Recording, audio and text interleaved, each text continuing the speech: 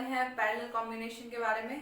पिछले वीडियो में मैं बताई थी सीरीज कॉम्बिनेशन के बारे में, जिसमें कि अगर इक्विवेलेंट रेसिस्टेंस निकालना हो तो क्या करना होता है, सारे इंडिविजुअल रेसिस्टेंस को रेसिस्टेंस को सम कर लेते हैं, यानी कि जो आर इक्विवेलेंट होगा वो R1 plus R2 plus R3 dot dot dot ऐसे आगे बढ़ते रहेगा। ठीक है, आज हम पैरेलल के बारे में पढ़ेंगे। उसमें बताया गया था सीरीज कनेक्शन में कि जो भी रेसिस्टर होता है वो क्या होता है, हमारा कनेक्टेड होता है, एंड टू एंड कनेक्ट होता है। ठीक है, लेकिन आज हम पैरेलल के बारे में पढ़ेंगे। इससे पहले देख लेते हैं कि आखिर जो हमारा रेसिस्टर होता है वो कैसे कनेक्टेड होते हैं, उसके बारे में पहले जान लेते हैं। सबसे पहले दिया हुआ व्हेन टू और more resistors are connected simultaneously between 2 points to each other, यानी दो या दो से अधिक जब रेसिस्टर को 2 पॉइंट से कनेक्ट कर दिया जाता है, ठीक है, तो उसमें क्या होता है, हमारा पैरेलल कॉम्बिनेशन होता है। और सीरीज वाले में क्या बताया गया था कि एंड टू एंड, मान लेते हैं एक रेसिस्टर यहाँ पर है, फिर इसके एंड से दूसरा कनेक्टेड है, इसके एंड से तीसरा कनेक्टेड है, ऐसे होता था। लेकिन पैरेलल वाले में ये फिक्स है कि 2 ही पॉइंट हमारा होगा, इस 2 पॉइंट से क्या होगा, सारे रेसिस्टर जो होगा वो कनेक्टेड होंगे।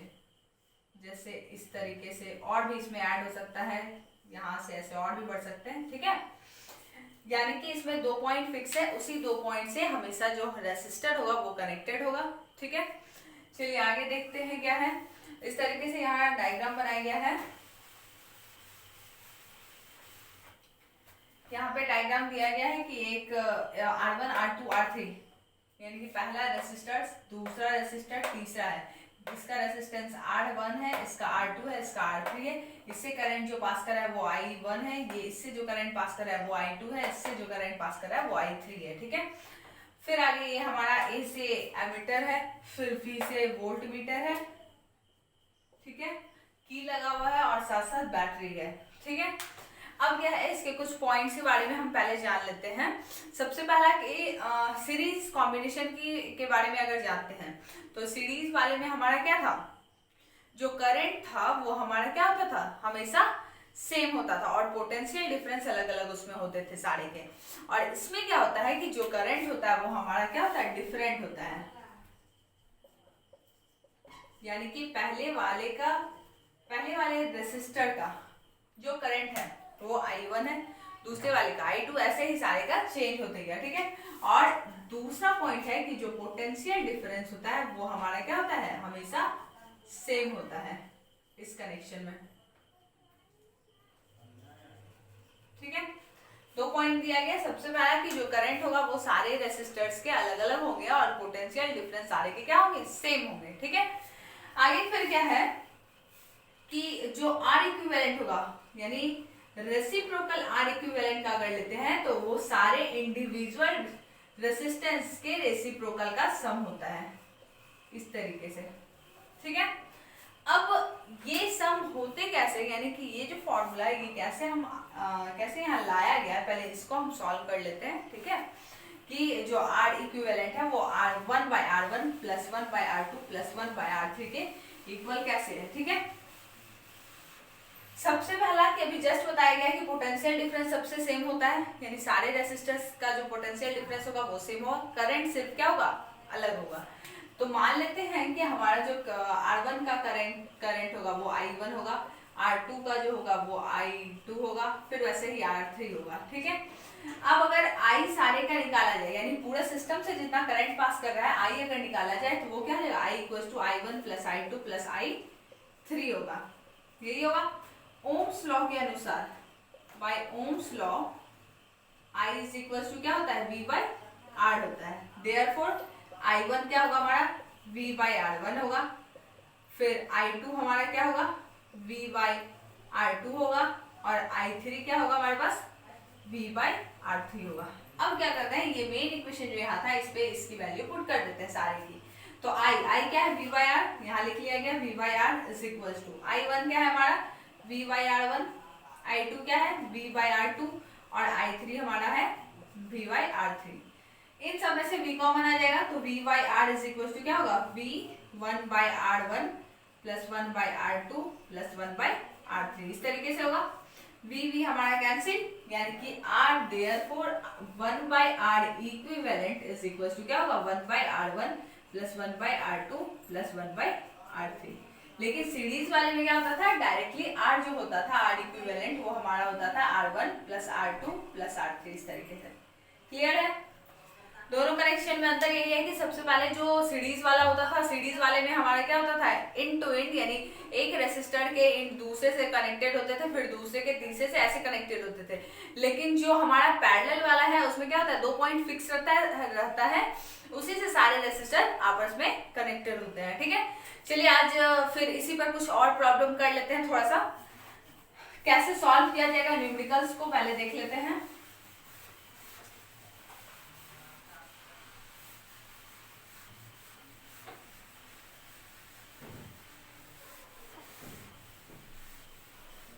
चलिए, तो पहला क्वेश्चन है हमारे पास, 240 ओम रेसिस्टर्स। फर्स्ट क्वेश्चन है 240 ओम resistors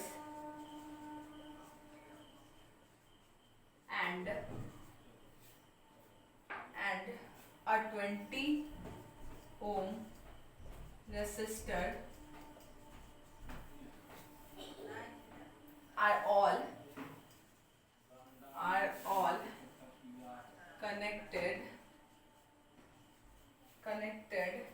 in parallel with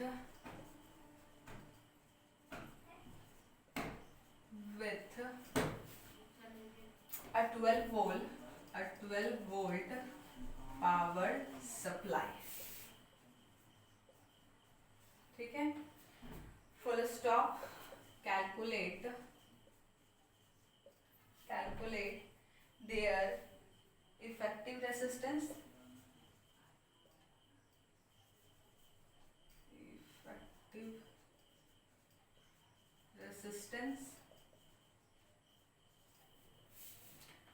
and the current through each resistors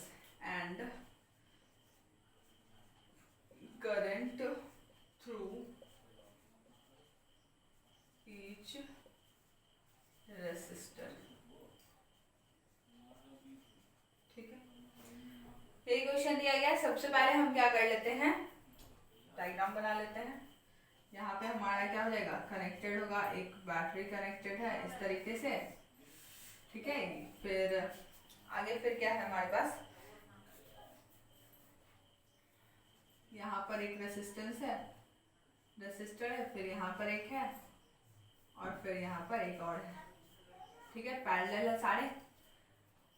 यहाँ पे दिया गया पावर सप्लाई है हमारा 12 वोल्ट का। पहले वाले का कितना है वैल्यू, 40 ओम है, दूसरे वाले का भी 40 है, दो का 40 है और तीसरे का 40 ओम है। ठीक है, सबसे पहले इफेक्टिव रेसिस्टर अगर निकाला जाए, यानी कि आर इक्विवेलेंट अगर निकाला जाए, तो क्या होगा हमारा, 1/R equivalent is equal to 1/R1 plus 1/R2 plus 1/R3। ये मान लेते हैं हमारा R1 है, ये R2 है, ये R3 है।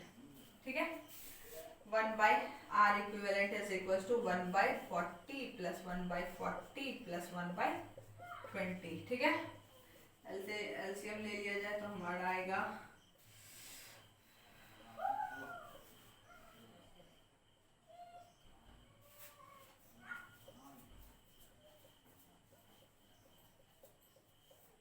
40 आ गया। आगे फिर क्या है, 40 से 40 डिवाइड तो 1 मल्टीप्लाई हो जाएगा, 40 से 40 डिवाइड 1, 1 इंटू 1 1, 20 से इसे करेंगे 2, यहाँ तक आ गया। 1/R equivalent is equals to 21440 1/10 आ गया, यानी R इक्विवेलेंट इक्वल्स टू क्या आ गया, 1/4 आया। जब R इक्विवेलेंट 1/4 आया, देयरफॉर 1/R इक्विवेलेंट 1/10 आया है, तो R इक्विवेलेंट क्या हो जाएगा, रेसिप्रोकल कर देंगे तो 10 आ जाएगा। ठीक है, चलिए इसके बाद क्या है, हमें निकालना है, calculate the current through each resistor. Current सबसे निकालना है, सबसे पहले कि हमारा जो करंट होगा, करंट अगर लिया जाए, करंट I1 अगर लिया जाए तो I इज इक्वल टू क्या होता है, V/R होता है। I equal to V/R, V हमारा कितना आया है 12 और r पहले वाले से 40 लिया जाए, ठीक है। इससे हमारा क्या हो जाएगा, निकल जाएगा पहले वाले का। उसके बाद फिर क्या हो जाएगा, दूसरे वाले का i2 का अगर निकालते हैं तो फिर से वैसे ही हमारा v हो जाएगा 12 और इसका भी 40 हो जाएगा। i3 निकाला जाए तो वो भी हमारा क्या हो जाएगा, v हमारा 12 है और इसका रेसिस्टेंस कितना है, 20 है, ठीक है। चलिए, तो इस तरीके का अगर ऐसा क्वेश्चन आए तो आप इस तरीके से सॉल्व कर सकते हैं, ठीक है। आगे कल हम दोनों के कॉम्बिनेशन को एक साथ पढ़ेंगे, ठीक है। कुछ न्यूमेरिकल ऐसा कल करेंगे जिसमें कि सीरीज कनेक्शन भी, कॉम्बिनेशन भी होगा और साथ साथ पैरेलल कॉम्बिनेशन भी होगा, ठीक है। आज पैरेलल कनेक्शन बताया गया है जिसमें कि किस तरीके से सॉल्व किया जाता है, न्यूमेरिकल को ये भी बताया गया है। पिछले वीडियो में अगर देखना हो तो आप जाकर देख सकते हैं। हमारा सीरीज कॉम्बिनेशन के बारे में बताया गया है कि आखिर उसमें हम सारे रेसिस्टेंस को किस तरीके से ऐड कर सकते हैं और साथ साथ किस तरीके से हम न्यूमेरिकल सॉल्व कर सकते हैं, ये भी बताया गया है, ठीक है। चलिए, तो आज के लिए इतना ही, धन्यवाद।